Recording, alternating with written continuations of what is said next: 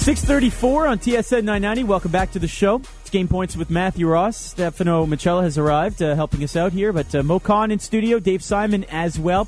We'll bring back Dave Pagnotta from thefourthperiod.com, the fourth period on Twitter.com. I'm sure there are a lot of Vegas pictures of Dave by the pool, right, Dave? I hope not. Very nice. All right, so during that first round, the most exciting moment, certainly the Penguins trading Jordan Staal. And I like how they announced that the trade was actually made prior to the draft, but they waited until the pick to make it more exciting, I guess. They trade Jordan Staal to Carolina. They do get Brandon Sutter, a bona fide NHLer who certainly is going to be slotted in on that third line. They do get that 8th overall pick as well as another prospect as well. I thought they did pretty good in that trade. I love Jordan Staal. I think he's this generation's Bob Gainey, a great two-way player. He can pretty much do anything on the ice, but a little injury prone. What were your thoughts on that one? I love the deal. I love the deal for both sides. It was a bit of a high price to pay. Based on what his accomplishments right now. However, I think it was a deal that needed to be made. If the Hurricanes weren't going to do it, somebody eventually was going to come up to the table and offer the Penguins something similar. It was a great deal for both squads.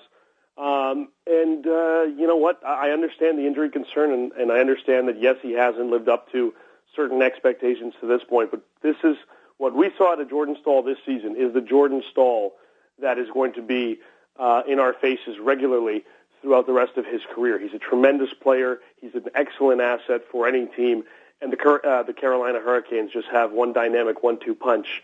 The funniest thing to come out of all of this was Brian Burke's comments about how close he was to, I don't know if you had a chance to see it or hear it, but he came out and said that one of the reasons why they didn't get Jordan Staal is because they didn't have a brother named Staal on the team. Right.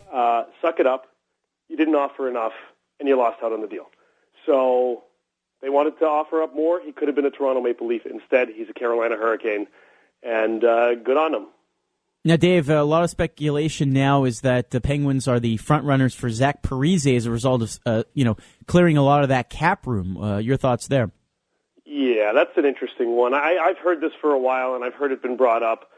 I would be tremendously shocked if Zach Parise, ends up in Pittsburgh because of the fact that they still have to sign Sidney Crosby to a long-term deal, and that's going to be, well, you know what, it'll only be a few extra $1 million against the cap overall, but this is still a team that needs to think about its depth, and they still have James Neal on that wing. I know they still need another winger that they want to bring in to solidify a 1-2 dynamic 1-2 punch between Neal and Malkin or Neal and Crosby, and then the other with someone else. So I understand all the attention that Zach Parise is getting, at least in the public eye in terms of the Pittsburgh Penguins. But I would be tremendously surprised if it happens. It's a good move, but overall they have to think about their other depth. Don't forget Zdeněk Michalek, whom they traded to the Phoenix Coyotes and brought him and sent him back to the Coyotes, led the team in block shots, and he was instrumental in their defensive core and in bailing out Marc-Andre Fleury for a good portion of the season. They've got to replace that body, and that's going to cost them dollars. Well, they also picked someone nice in the first round as well, getting a defenseman with that 8th overall pick from Carolina. Yeah, I mean, this is they needed depth in that department. I mean, they are completely booked and loaded up front, and by all accounts, they're going to add another body up front, whether that's Parise or somebody else. They're definitely going to do that. Ray Shero wants that to happen.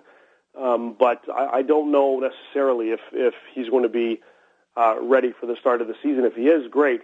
But I just don't think I can't see that being Ray Shero's number one game plan is to bring this kid in to replace Mihalek's defensive abilities. I think they go out there and bring in somebody else on the blue line. All right. Do you have a handicap of sorts for where Rick Nash is going to end up? Jeez, it changes every day. I mean, one day he's willing to go to this team, the next day he's willing to go to that team. Same with Roberto Luongo. I mean, it's going to come down to, I think the Rangers eventually are going to step up and say, all right, here's the package we're willing to give you. We don't want to give up Chris Kreider. We don't want to give up Derek Stepan, but here's a package of young assets that we think can make it work. And Michael Del Zotto, a good buddy, I think would have to be part of that picture and part of that package if it does happen.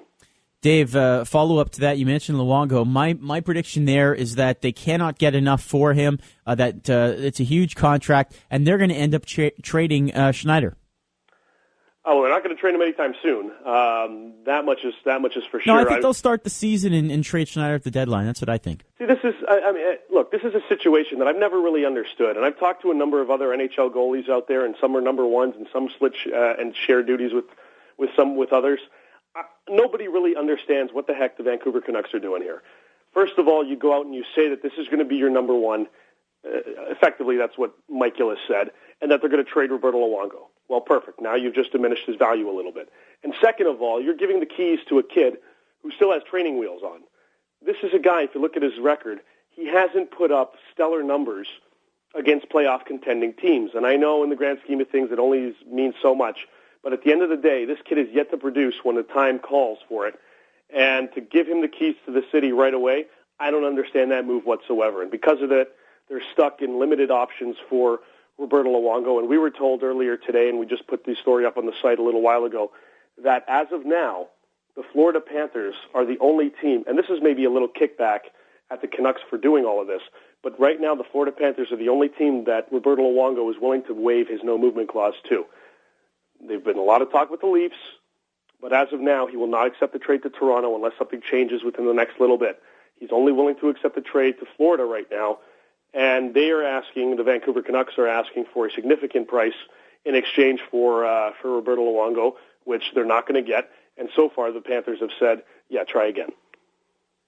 Dave, looking at the Toronto Maple Leafs and Brian Burke, do you believe what he said, that he would have taken Morgan Rielly with the number one pick if they had the first overall selection? No, not at all. I've spent a number of times with Brian Burke. I believe half of what he says. A lot of what he says has to deal with the fan base and has to deal with the organization that he's running. And at the end of the day, if you're drafting a kid that surprises a lot of people in where he was selected, then absolutely you tell him that he's your number one and he's the guy you're going after. I get where they're coming from. I understand that they want to build their defense a little bit better because it's not as good as they once thought it was. Jake Gardiner effectively takes the role of or the ice time anyway, of Luke Schenn, who was dealt to Philadelphia for James Van Riemsdyk. Morgan Rielly is going to be given the opportunity to make it, much like a lot of the top 10 kids are in terms of making the big club at the beginning of the season. And if it works out, then great. He's a tremendous talent. He's not first overall talent, and some are going to question whether or not he's fifth overall talent. But at the end of the day, he's going to be a star defenseman. A solid number two is, I think, where he projects out to be. And if you're Toronto and you're satisfied with that, well, so be it. Dave, Yakupov goes number one at Edmonton. We all know that, and they have a plethora now of young studs. Guys like Sam Gagner, are they potentially going to be dangled for bona fide NHL defensemen from the Oilers' perspective? I mean, there's clearly got to be some pressure now to contend for a playoff spot. And the other side of that, too, is we used to hear a lot about a guy they picked recently, high up, in fact, and now no more, and that would be Magnus Pajärvi. Your thoughts on those couple guys? Yeah, well, I was just going to mention Pajärvi's another guy that they're dangling, Linus Omark, and of course, as you mentioned, Sam Gagner. These are guys that are going to be dangled as bait in an attempt to shore up the defense, the defensive core. They're going to throw just about everything they can at Schultz, I can tell you that much, and I mean it so much, I literally did a throwing motion with my other hand. But they are going to literally throw pretty much everything at this kid to try to get him signed and locked up and be an Edmonton Oiler. And if they do that, that is huge for the organization. The kid's going to be a star, whether it's in Edmonton, Detroit, or Philadelphia, or somewhere else. He's going to be a stud, and the Oilers are going to go hard after him. And I think they're kind of waiting to see how that unfolds for the time being before they make any further decisions. But by all accounts, there could be an opportunity for them to trade all three of those guys that I mentioned in Omar Pajärvi and Sam Gagner in an attempt to reshape their blue line. Dave Pagnotta, you can check out the info at thefourthperiod.com. You can also follow him on twitter.com/thefourthperiod. And Dave, on newsstands, who's the latest cover? We've got Gary Roberts and Steven Stamkos as a nice treat. And if you're a fan of the LA Kings and their championship run, we got a really cool piece on Andrzej Kopitar, so you're not going to want to miss that. And a small look at Alex Galchenyuk and a bigger piece with Igor Larionov. And then we've got a bigger one next issue with Gally. Very nice. Thanks a lot, Dave. Really appreciate your time.